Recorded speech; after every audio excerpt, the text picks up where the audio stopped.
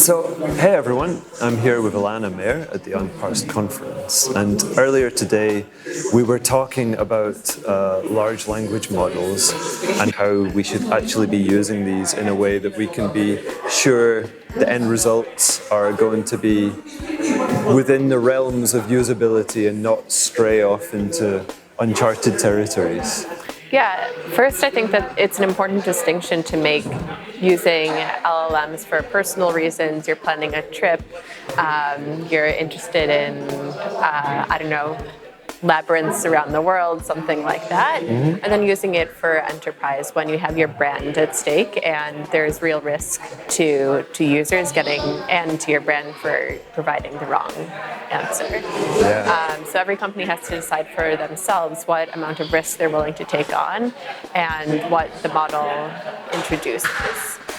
The way to limit risk from the beginning is to make sure that you have a solid use case for the models. Okay. So making sure that it's not too broad. It's not likely that people will ask it whatever they want,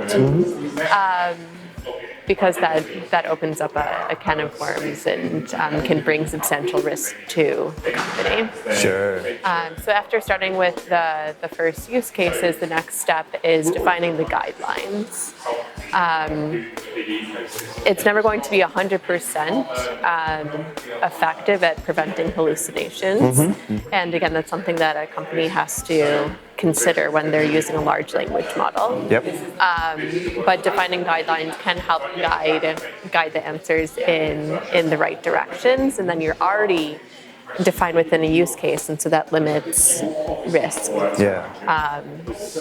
The other side of it is thinking about how much risk might you be introducing to your users. So for example, if you're talking about medical information, there's no attribution with a large language model. So you don't know if it's coming from a reputable source, you don't know how up to date the information is. And so there can not only be a risk to your brand for providing a certain answer, but also risk to your users, to your customers, if you should provide information that is incorrect. Sure. So I've just gone over the user stories and the guidelines, and now it's about testing. So how can you make sure that you're really running your model through the ringer, making sure that it's performing up to your standards? And the first thing to do is define what are your quality standards, which goes back to defining what your comfortability with risk is. Fantastic answer. Wow. Yeah.